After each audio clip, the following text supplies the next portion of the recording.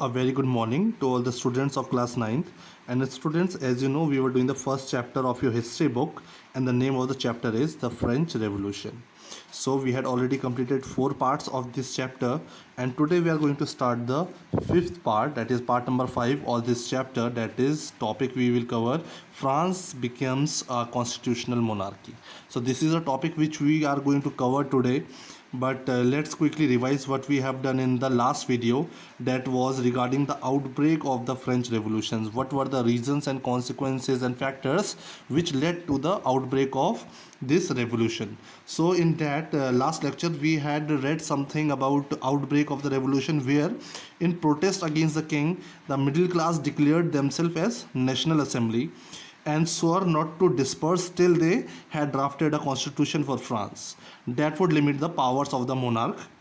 And because of that unrest and turmoil atmosphere around France, and by the revolting subjects in of the three states, Louis XVI finally accorded and accepted the recognition of National Assembly, and accepted that his powers would from now be checked by the constitution.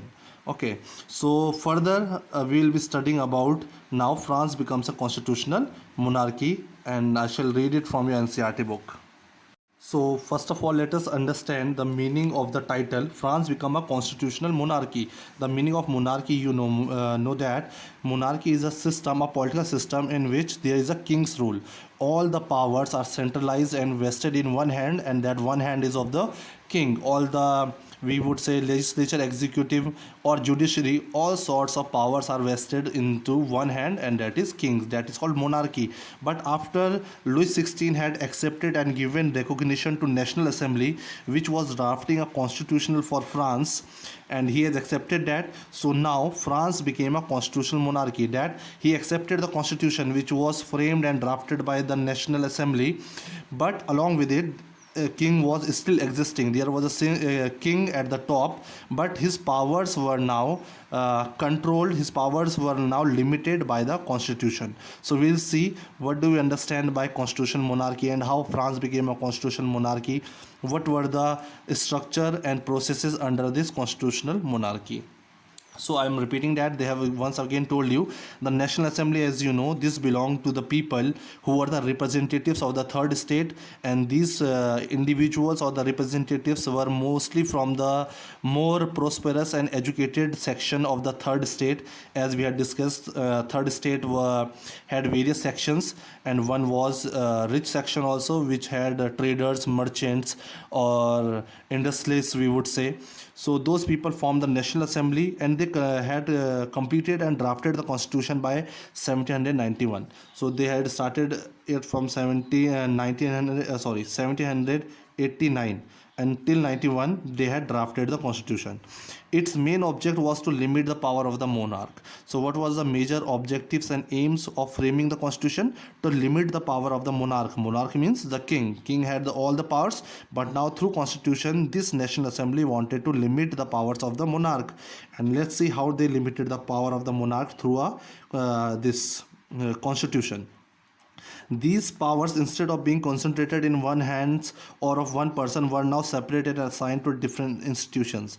Now under this constitution, they had made a procedure in which the powers were not concentrated in one hand. Instead, there was a division of powers into different institutions. Now there were different institutions which were performing the different functions for the French society, like the legislature, the executive, the judiciary. Now if you remember, in the past videos we had discussed about the philosopher, and can you answer who was the philosopher who had given this division or the separation of power into various institutions? If you remember, please revise it. And I'm telling you here, it was Montesquieu who in his book The Spirit of Laws had mentioned this division into various institutions: the legislature, executive and judiciary, and the functions of these you know it very well. This made, when there was a division of institutions or the division of powers into various institutions, and this made France a constitutional monarchy. That is why now France was called constitutional monarchy. That king was there, okay, but his powers were limited and controlled by this division of power into legislature, executive and judiciary. That is why France was now called constitutional monarchy. Now this we are going to explain you with the help of a diagram which is given in your NCERT book. This is the figure 7, explains how the new political system. Now we will try to understand what type of political system was followed in France now. Previously, when we talk about the old regime before 1789, we had seen the old regime. There were three classes. The entire society was divided into three societies: first class, first state, second state, and third state. So we have seen that now, because of this discrimination, there was outbreak of revolution. And now, after the framing of the or the drafting of the constitution, now there was a new political system. So let's understand what was the structure of the new political system according to the new constitution, which was framed and completed in 1791, and it was called constitutional monarchy. Let's understand it with the help of the diagram. Okay. So this was the political system which was followed after 1791, after the completion of the constitution, which was called constitutional monarchy. So this was the entire functioning, where we can see division of powers between judiciary, executive, legislature, and there we can see the roles of electorals or common citizens. But before we understand this structure or political system of France, we need to understand what do we understand by active citizens and passive citizens, because the role of active citizens and passive citizens is the most important to understand this structure. So let's see the definition and meaning of active citizens and passive citizens. So to understand the political system under Constitution of 1791, we need to understand two things: who were the active citizens and who were the passive citizens. So let's first of all understand active citizens. Only men above 25 years of age who paid taxes equal to at least 3 days of labor's wage were given the status of active citizens. So who were called the active citizens? Those men who were above the age of 25 years, plus they also paid the taxes, and they were the taxpayers. They used to pay the tax, and that the tax costed equal to the 3 days of labor's wage. It was equal if a labor works for 3 days, and the amount he gets for his labor for around 3 days, that much tax should be paid by a person who is 25 years of age. Only then he will be called as a active citizens. That is, they were entitled to vote. It means only then they will be entitled to vote. If they are 25 years, it's only men above 25 years, and he is also paying taxes. It means a person who is above 25 years but he is not paying tax equal to 3 days of labor's wage, it means he will not be entitled to vote, and he will not be called as a active citizen. He will be called a passive citizen. So this is a condition for the active citizens. But later on we will see what was the role of active citizens and passive citizens. Here I am just explaining what do we understand by active citizens. Now let's see what do we understand by passive citizens. The remaining men and all women. After we have read active citizens, so all the men who are left, that is below 25 years, and also the person or the men who are males who are above 25 years but they are not paying taxes. And yes, one thing important here: only men. We are talking about only males here, we are not talking about females were not allowed to vote still. So the remaining men and all women were classed as passive citizens. Okay, so the person who are above 25 years but not paying taxes, and also the person who are below 25 years of age were, and also all the women's, they were called as passive citizens. Okay, so now let's understand the diagram with the help of active and passive citizens.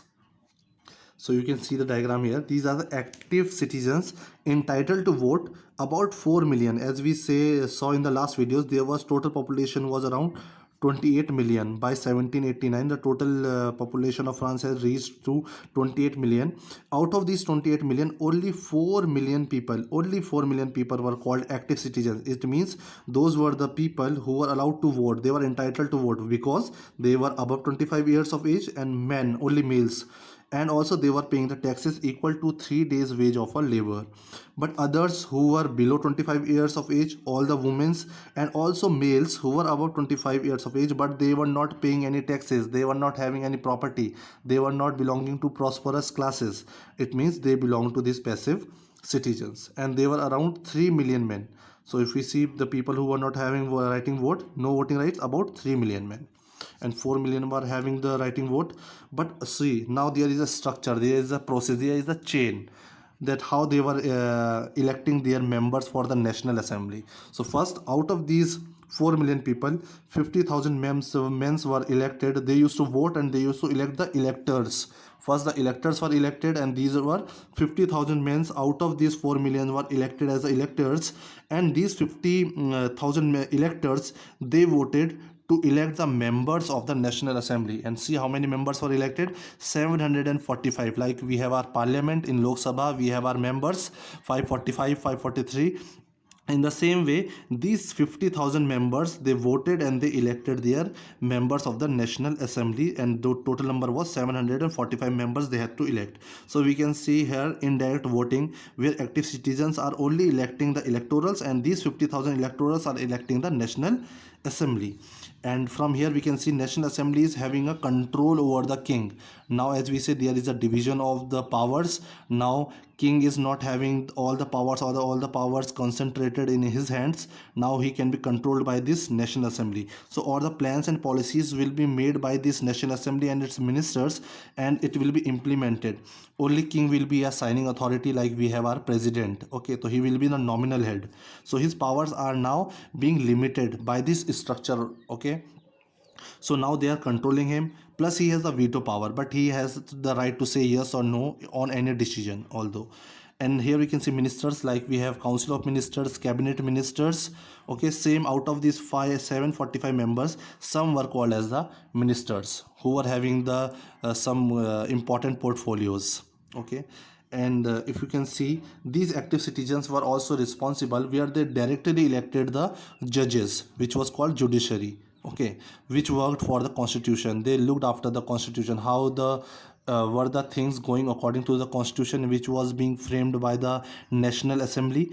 All that work and was done by judiciary, and these judges were appointed or elected by active citizens only.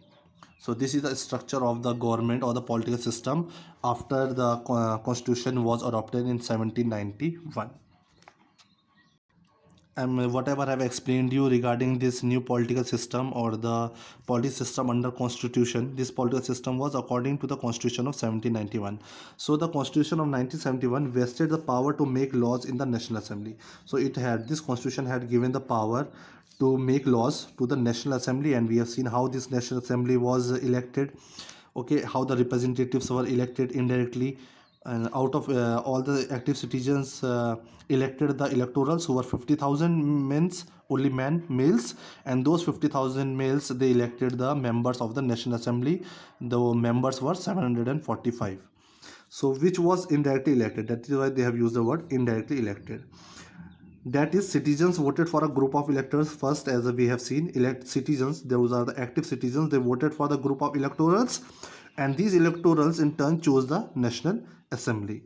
Not all citizens, however, had the right to vote, but not all the citizens of France had the right to vote. This we have seen. Only men above 25 years of age who paid taxes equal to at least 3 days of labor's wage were given the status of active citizens.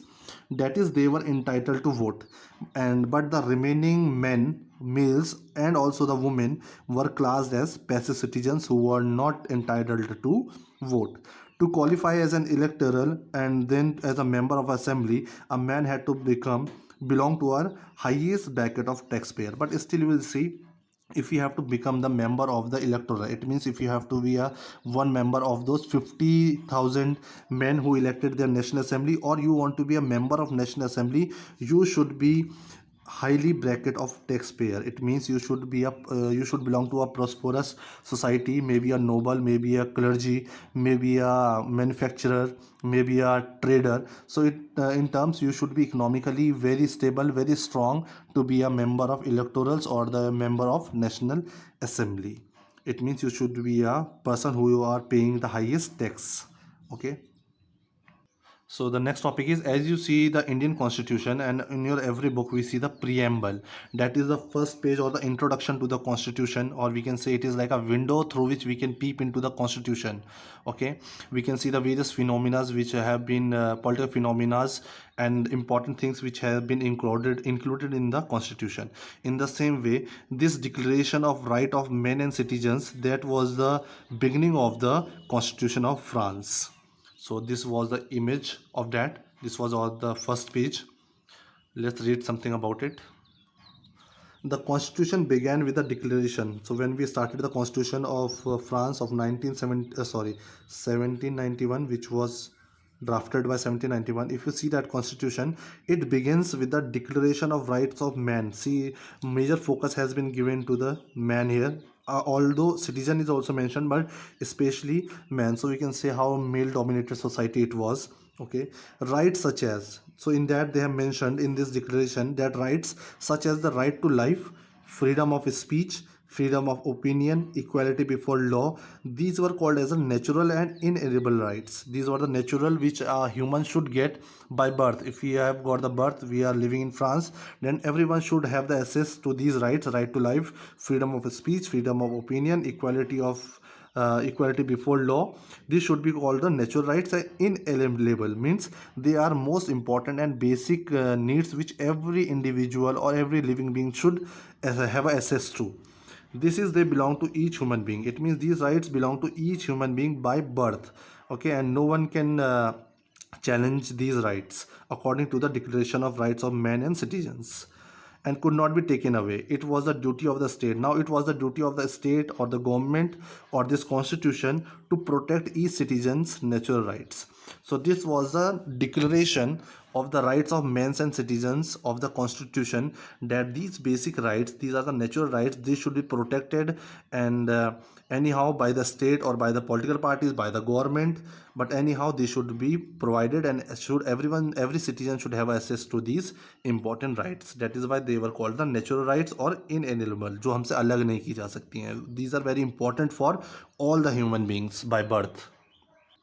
This is a source they have given you, and they had mentioned some of the important we can say rights, declaration of rights for men and citizens. See, this is the written content, the declaration of rights of men and citizens. First is, men are born and remain free and equal in rights. The aim of every political association is, what is the aim of every political association? Is to preservation of the natural and inalienable rights of man. So the rights of the man should be preserved. These are liberty, property, security, resistance to oppression. The sources of all sovereignty resides in the nation. No group or individual may exercise authority that does not come from the people. They have shown you the meaning of liberty also here. Liberty consists of the power to do whatever is not injurious to other. Okay, we have the freedom, but there are some constraints that whatever we do, that should not have a bad impact on the others. The law has the right to forbid only actions that are injurious to society. Law is an expression of the general will. So like that, they have given you 17 points under this topic, declaration of the right of men and citizens.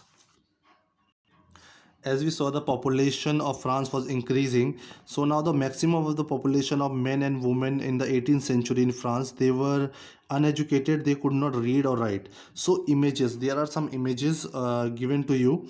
So images and symbols were frequently used to, instead of printed words, to communicate important ideas. So whatever were the important ideas relating to freedom, justice, equality, relating, and also the importance of constitution, all those ideas were framed or communicated through these images, we can see, because the people did not know how to read and write. The paintings by the Lee Barber in this figure uses many such symbols to convey the content of the declaration of right. So lot of content which we have seen under declaration of right, that has been explained and shown by the help of these pictures here. Let's understand and read some of this. The broken chain, you can see there's a broken chain. So declaration of constitution, or through the constitution we are trying to explain to the people, chains were used to fetter slaves. A broken chain stands for the act of becoming free. Previously they were called slaves. Under old regimes there were three states: first clergy, and then or we can say nobility, and third belong to the third state, which has various sections. But now all those people were free. Each one of them were treated equally according to the laws. Okay, so this is the purpose of the broken chain. Then you can see bundle of rods of faces. This showed the unity. One rod can be easily broken. If we are alone, then anyone can suppress us. But if we show the unity and we stay together, so that we can have a strength. Strength lies in unity. So we have to be united. Then they have shown eye here, the eye within a triangle, the eyes within the triangle, this is radiating light, a light is radiated from this eye. All seeing eyes stand for knowledge, this stands for knowledge. The rays of the sun will drive away the clouds of ignorance. So if we have knowledge, we can eradicate lot of problems from our life. So this is explaining it. Symbol of royal power, this shows the symbol of royal power. Snake biting its tail to form a ring, symbol of eternity. The ring has neither beginning or end. It means we'll start from this point, again we'll reach this point, there will be no ending to a circle, okay. Next is, you can see the red fragrant cap worn by the slaves upon becoming free. The slaves who became free now under the constitution, declaration of the constitution, now they started wearing this red cap. Okay, so these are some of the important symbols. Now this was the picture you have seen on the declaration here. You can see these two picture. This is the picture which you can see on the declaration of the rights of men and citizens. So they have some relevance which have been proved to the people through these images. Blue, white, red, the national color of France. This showed the national color of France. That is why this picture is portrayed with the help of clothes which are of blue and red color. The winged woman, personification of the law. This shows the law and order of the France. The law table, the law in the same, the law is the same for all and all are equal before law. This tablet shows that all the people will be treated equally according to the laws which are being made under that constitution of 1791. Each and everyone will be treated equally. With this we come to the end of this topic, and in the next lecture we shall move forward with the story. Thank you so much.